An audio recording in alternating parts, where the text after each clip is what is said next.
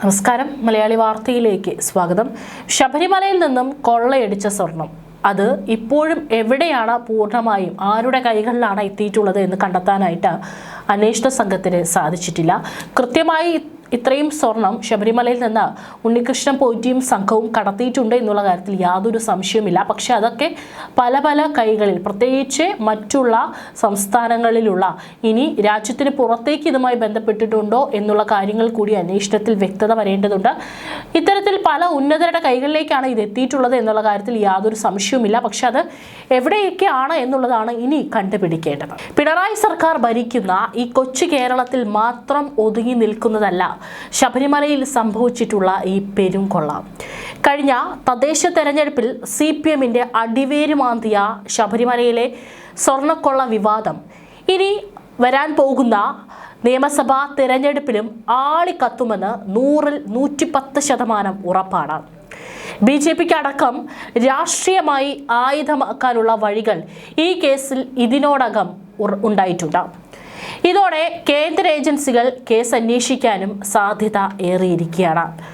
ശബരിമല സ്വർണ്ണക്കൊള്ള കേസിന്റെ അന്വേഷണം ഇനി CBIയെ ഏൽപ്പിക്കണമെന്ന് കേന്ദ്ര ഇന്റലിജൻസ് ബ്യൂറോ തന്നെയാണ് ഇപ്പോൾ വ്യക്തമാക്കിയിരിക്കുന്നത്. അതായത് IB. CBI കൂടി വരുന്നതോടെ ഇതിന്റെ അന്വേഷണം മറ്റൊരു തലത്തിലേക്ക് പോകുമെന്നുള്ള കാര്യത്തിൽ യാതൊരു സംശയവും വേണ്ട. കേസിന് വിദേശ ബന്ധമുള്ളതിനാൽ യഥാർത്ഥ വസ്തുതകൾ പുറത്തു വരണമെങ്കിൽ ദേശീയ ഏജൻസിയുടെ അന്വേഷണം വേണമെന്നാണ് IB ശുപാർശ ചെയ്തിരിക്കുന്നത്. കേസിന് അന്തർ സംസ്ഥാനവും അന്തർദേശീയവുമായ ബന്ധമുള്ളതിനാൽ യഥാർത്ഥ വസ്തുത പുറത്തു വരണമെങ്കിൽ CBI അന്വേഷണം വേണമെന്നാണ് IBയുടെ ശുപാർശ. അതായത് എല്ലാ അന്വേഷണ ഏജൻസികളും ഇപ്പോൾ കൂട്ടമായി ശബരിമല വിഷയത്തിൽ വളരെ ആഴത്തിലുള്ള അന്വേഷണം നടത്തിക്കഴിഞ്ഞാൽ മാത്രമായിരിക്കും അന്തർ സംസ്ഥാന അന്തർദേശീയ ബന്ധമുള്ള പല വമ്പൻ സ്രാവുകളും ഈ വലയിൽ വീഴുകയുള്ളൂ എന്നുള്ള കാര്യത്തിലാണ് ഇപ്പോൾ ഇത്തരത്തിലൊരു നീക്കം നടത്താനായിട്ട് ഒരു ശുപാർശ വന്നിരിക്കുന്നത്. സംസ്ഥാനത്ത് നിന്നുള്ള റിപ്പോർട്ട് ഡയറക്ടർ ജനറൽ ഓഫ് ഇന്റലിജൻസിനാണ് നൽകിയിരിക്കുന്നത്. CBI അന്വേഷണം എത്തിയാൽ അത് തീർച്ചയായിട്ടും CPMനാകും രാഷ്ട്രീയമായി തിരിച്ചടിയാകുക എന്നുള്ള കാര്യത്തിൽ സംശയമില്ല. റിപ്പോർട്ടർ ഡയറക്ടർ ജനറൽ ഓഫ് ഇന്റലിജൻസിനാണ് ഇത് സംബന്ധിച്ച റിപ്പോർട്ട് നൽകിയിരിക്കുന്നത്. കള്ളപ്പണ ഇടപാടുമായി ബന്ധപ്പെട്ട കാര്യങ്ങൾ ED അന്വേഷിക്കണമെന്നും IB ആവശ്യപ്പെട്ടിട്ടുണ്ട്. നിലവിൽ ഹൈക്കോടതിയുടെ മേൽനോട്ടത്തിലാണ് SIT അന്വേഷണം പുരോഗമിക്കുന്നത്. അതിനാൽ IBയുടെ ശുപാർശ സംസ്ഥാന പോലീസ് മേധാവി ഹൈക്കോടതിക്ക് കൈമാറും. ശബരിമല സ്വർണ്ണക്കൊള്ളയുടെ അന്തർദേശീയ ബന്ധമുണ്ടോ എന്ന ഹൈക്കോടതിയുടെ സംശയത്തിന്മേലാണ് IB പ്രാഥമിക വിവരശേഖരണം നടത്തിയിരിക്കുന്നത്. ശബരിമല കേസിലെ അന്താരാഷ്ട്ര മാനങ്ങളെക്കുറിച്ച് ഹൈക്കോടതി പ്രകടിപ്പിച്ച ആശങ്കയുടെ അടിസ്ഥാനത്തിലാണ് IB പ്രാഥമിക വിവരശേഖരണത്തിന് തയ്യാറായത്. ദേവസ്വം ബോർഡ് ഭാരവാഹികളിലേക്ക് അന്വേഷണം നീങ്ങുന്നുവെന്ന് വന്നപ്പോഴാണ് കേസ് അന്വേഷണത്തിന്റെ ഫയലുകൾ വേണമെന്ന ആവശ്യവുമായി ED ആദ്യം റാന്നി കോടതിയെ സമീപിച്ചത്. എന്നാൽ അവ നൽകേണ്ട എന്നായിരുന്നു റാന്നി കോടതിയുടെ ഉത്തരവ്. തുടർന്ന് ED ഹൈക്കോടതിയിൽ അപേക്ഷ നൽകി. കൊല്ലം വിജിലൻസ് കോടതിയെ സമീപിക്കാനായിരുന്നു ഹൈക്കോടതിയുടെ ഉത്തരവ്. ദേവസ്വം ബോർഡ് ഭാരവാഹികളിലേക്ക് അന്വേഷണം നീങ്ങുന്നുവെന്ന് വന്നപ്പോഴാണ് കേസ് അന്വേഷണത്തിന്റെ ഫയലുകൾ വേണമെന്ന ആവശ്യവുമായി ED ആദ്യം റാന്നി കോടതിയെ സമീപിച്ചത്. എന്നാൽ അവ നൽകേണ്ട എന്നായിരുന്നു റാന്നി കോടതിയുടെ ഉത്തരവ്. തുടർന്ന് ED ഹൈക്കോടതിയിൽ അപേക്ഷ നൽകി. കൊല്ലം വിജിലൻസ് കോടതിയെ സമീപിക്കാനായിരുന്നു ഹൈക്കോടതിയുടെ ഉത്തരവ്.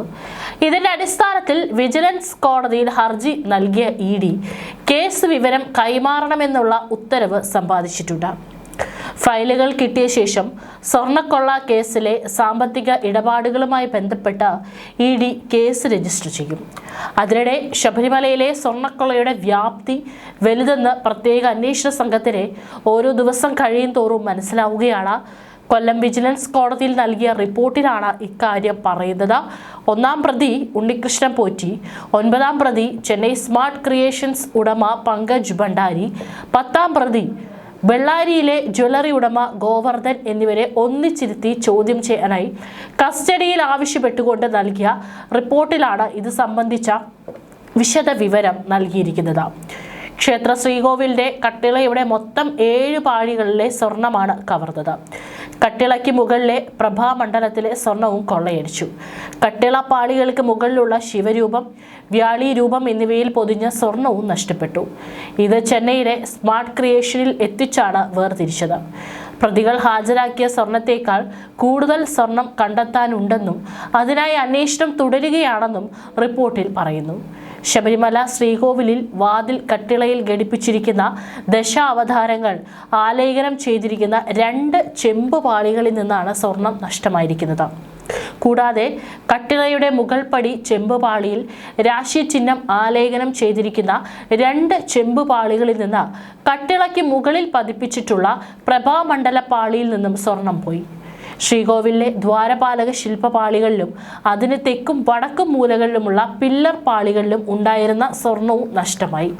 അതേസമയം സ്മാർട്ട് ക്രിയേഷൻസ് ഉടമ പങ്കജ് ഭണ്ഡാരി ഹാജരാക്കിയത് 109.243 ഗ്രാം സ്വർണമാണ്. ബെള്ളാരിയിലെ ജ്വല്ലറി ഉടമ ഗോവർദ്ധൻ ഹാജരാക്കിയത് 474.960 ഗ്രാമും. ഇവ മോഷ്ടിക്കപ്പെട്ട സ്വർണമെന്ന് കണ്ടെത്താൻ അന്വേഷണ സംഘത്തിന് സാധിച്ചിട്ടില്ല. അതുകൊണ്ട് തന്നെ തൊണ്ടി മുതൽ ഇല്ലാത്തതാണ് ഈ കേസിലെ പ്രധാന ന്യൂനതയും. ശബരിമല സ്വർണ്ണക്കൊള്ളയിൽ ഉന്നതരിലേക്ക് അന്വേഷണം നീങ്ങുമ്പോഴും പ്രാഥമികമായി ഉത്തരം കിട്ടേണ്ട ചോദ്യങ്ങൾ നിരവധി ബാക്കിയാണ്. എത്രത്തോളം സ്വർണം അപഹരിക്കപ്പെട്ടു? കണ്ടുകിട്ടിയ സ്വർണം ശബരിമലയിലേത് തന്നെയാണോ? ആരാണ് കൊണ്ടുപോയത്? തുടങ്ങിയ കാര്യങ്ങളിലൊന്നും വ്യക്തത വന്നിട്ടില്ല. ഇക്കാര്യങ്ങളാണ് ഈ കേസിന്റെ ഭാവിയിലെ നിലനിൽപ്പിൽ അടക്കം നിർണായകമാവുക. ഇതൊരു ആസൂത്രിത കൊള്ളയാണെന്നും കുറ്റകരമായ ഗൂഢാലോചന നടന്നിട്ടുണ്ടെന്നും പ്രത്യേക അന്വേഷണ സംഘം കൊല്ലം വിജിലൻസ് കോടതിയിൽ നൽകിയ റിപ്പോർട്ടിൽ വ്യക്തമാക്കുന്നുണ്ട്. അതേസമയം അതിലേക്ക് വിരൽ ചൂണ്ടുന്ന കൃത്യമായ തെളിവുകൾ ഇല്ല എന്നതാണ് പ്രശ്നം. ശബരിമല സന്നിധാനത്ത് നിന്ന് ഉണ്ണികൃഷ്ണൻ പോറ്റിയും സംഘവും കടത്തിയ 2 കിലോയോളം സ്വർണത്തിൽ 1.5 കിലോ സ്വർണം പോയ വഴിയറിയാതെ പ്രത്യേക അന്വേഷണ സംഘമാണ് ഇപ്പോൾ കുഴയുന്നത്. ഈഞ്ചക്കലിലെ ഓഫീസിലും ക്രൈംബ്രാഞ്ച് ആസ്ഥാനത്തും പോറ്റിയെയും സ്വർണം വേർതിരിച്ചെടുത്ത സ്മാർട്ട് ക്രിയേഷൻ CEO പങ്കജ് ഭണ്ഡാരിയെയും ബെല്ലാരി ജ്വല്ലറി ഉടമ ഗോവർദ്ധനെയും മാറി മാറിയും ഒപ്പമിരുത്തിയും മണിക്കൂറുകൾ ചോദ്യം ചെയ്തെങ്കിലും കൂടുതൽ വിവരങ്ങൾ അന്വേഷണ സംഘത്തിന് ലഭിച്ചിട്ടില്ല. മുൻമൊഴികളിൽ മൂവരും ഉറച്ചു നിന്നതോടെ അന്വേഷണം വഴിമുട്ടിയ നിലയിലാണ്. ദ്വാരപാലക ശില്പത്തിൽ നിന്ന് വേർതിരിച്ചെടുത്ത സ്വർണത്തിലെ ഒരു ഭാഗം 14 ലക്ഷം രൂപയ്ക്ക് ഗോവർദ്ധന് നൽകിയത് പോലെ ഇതര സംസ്ഥാനക്കാരായ മറ്റു പല സമ്പന്നർക്കും വിറ്റതായാണ് അന്വേഷണ സംഘത്തിന്റെ കണ്ടെത്തൽ. ഇവരെക്കുറിച്ച് വെളിപ്പെടുത്താൻ പോറ്റി തയ്യാറാകുന്നില്ല എന്നതാണ് അന്വേഷണ സംഘത്തെ കുഴയ്ക്കുന്നത്.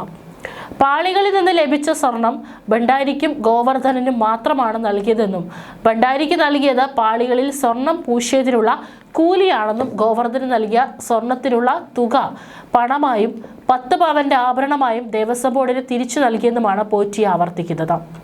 എന്നാൽ ഈ മൊഴി അന്വേഷണ സംഘം വിശ്വാസത്തിലെടുത്തിട്ടില്ല.